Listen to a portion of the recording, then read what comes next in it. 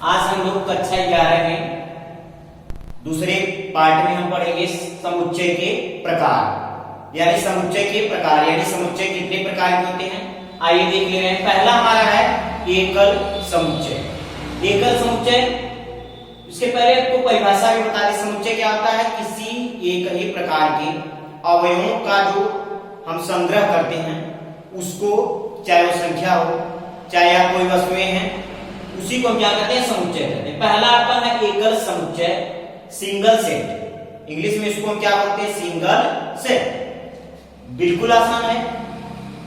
ऐसे समुच्चय, यानी ऐसे समुच्चय जिनका केवल एक ही अवयव होता है, यानी ऐसा समुच्चय जिसके केवल और केवल एक ही अवयव होते हैं, उसे हम क्या कहते हैं? एकल समुच्चय। अब आपके दिमाग में आ रहा होगा कि एक ही अवयव कैसा?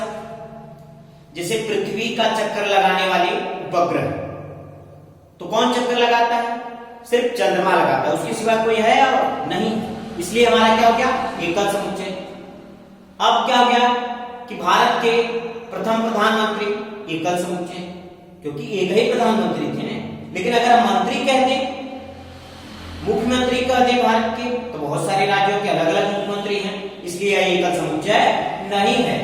यानी आप सीधा सीधा जान लीजिए कि एकल समुच्चय उसे कहते हैं जिसके केवल और केवल एक ही अवयव हो, उसके सिवा कोई अवयव न हो। ठीक है, जैसे आप मान लीजिए अभी वर्तमान समय में सभी ग्रहों पर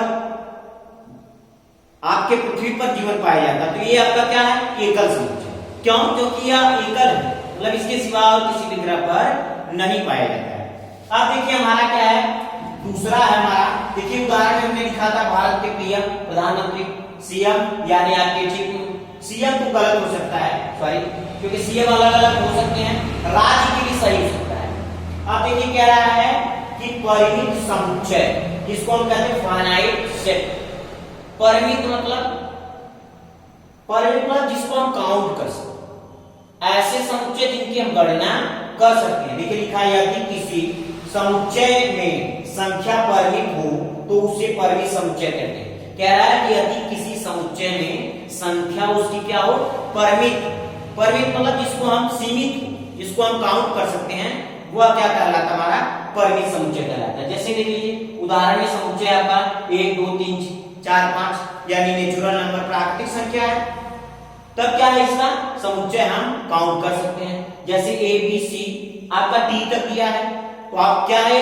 एक बाध्य कर दिया, यानी बता दिया आपको कि यहां से लेकर के इनके बीच, ये आपका परिमित हो गया।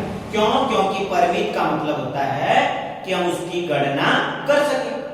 अब देखिए आपका यहां क्या है? 1 2 3 से लेके 460 तक। अगर यही हम हटा दे 460 तक, तो यह परिमित समुच्चय हमारा नहीं होगा, क्योंकि यह संख्या अनंत सर। ठीक है, आया आपको समझ में? क्योंकि अगर हम इसको हटा दे रहे थे तो अब हमारा क्या हो गया? इसकी संख्या परिमित नहीं, क्योंकि अनंत है। अब आपका अनंत समुच्चय इनफाइनाइट सेट। ठीक है, इसको अपरिमित समुच्चय भी हम कह सकते हैं।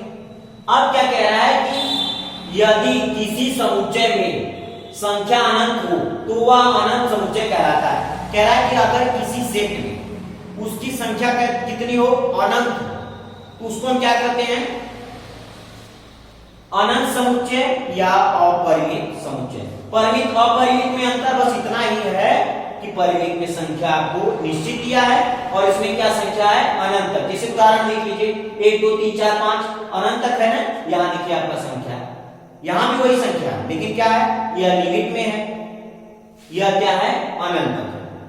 दूसरा उदाहरण भी आपका 2 4 6 यानी सम संख्याओं का है, यह भी अनंत तक है। अब क्या है? समान समुच्चय। समान शब्द से ही लग रहा है, समान मतलब बराबर, इक्वल मतलब बराबर, तो समान समुच्चय किसे कहेंगे? यानी ऐसे समुच्चय जिनके अवयव आपस में बराबर हो, यानी कम से कम 2 सेट होने चाहिए, 2 समुच्चय होने चाहिए, तभी ना उसकी तुलना करेंगे। तब आइए परिभाषा देख ले रहे हैं। कह रहा है ऐसे 2 समुच्चय जिनके प्रत्येक अवयव समान हो, एक समान समुच्चय कहलाता है। यानी कह रहा है कि ऐसे समुच्चय, 2 समुच्चय जिनके प्रत्येक अवयव एक दूसरे से क्या हो? समान हो। ठीक है, जैसे आपका यदि कह रहा है a बराबर 3 5 10, एक समुच्चय आपका हो गया। दूसरे समुच्चय के एलिमेंट अवयव जो हमारे हैं 5 3 10। देखिए अब अवयव सब बराबर है, लेकिन उसमें क्रम में क्या है, अदला बदली कर दिया गया, यानी उसके क्रम में परिवर्तन है, परंतु क्या संख्या बराबर है। तो आप उस पर कंफ्यूज मत होइएगा, संख्या आगे पीछे लिखा जा सकता है, लेकिन उसमें क्या हो, अवयवों की संख्या एक दूसरे के बराबर हो। कभी कभी यह भी हो सकता है 3 इसमें दिया है, 5 इसमें 2 बार दे दे, तब भी यह क्या समान समुच्चय है, क्योंकि 5 इसमें भले ही 5 बार लिख दिया जाए, उससे मतलब नहीं होता। ठीक है, अब क्या हमारा रिक्त समुच्चय, इसको इंग्लिश में कहते हैं नल सेट।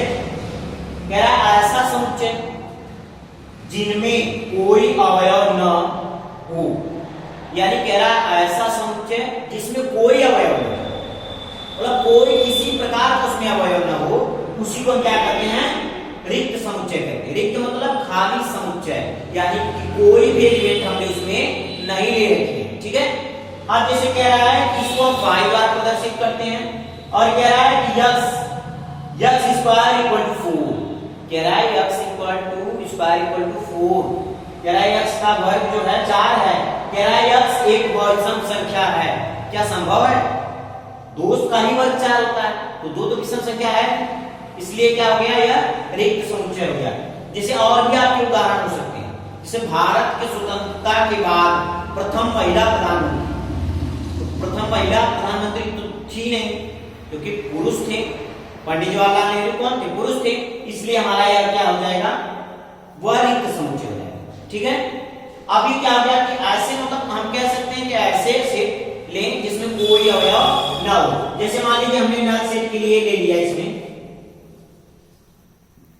1 3 5 7, और कह दिया कि सम संख्याओं का समुच्चय, दिया क्या हो गया, रिक्त समुच्चय हो जाएगा ना, इसमें कोई है नहीं है।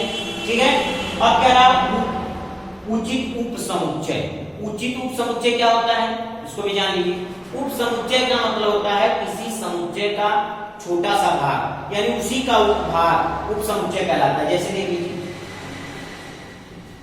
अभी मान लीजिए हमने कोई समुच्चय बना दिया आपका 1 2 3 5 7 9 3। अब देखिए इसका उप समुच्चय क्या हो जाएगा, 1 5 7, इसी समुच्चय का है, समुच्चय है, यानी इस समुच्चय का ही यह समुच्चय है, इसीलिए हम क्या कहते हैं, इसको उप समुच्चय कहते हैं। अब अगले वीडियो में हम इससे आधारित सवाल आपको बताएंगे।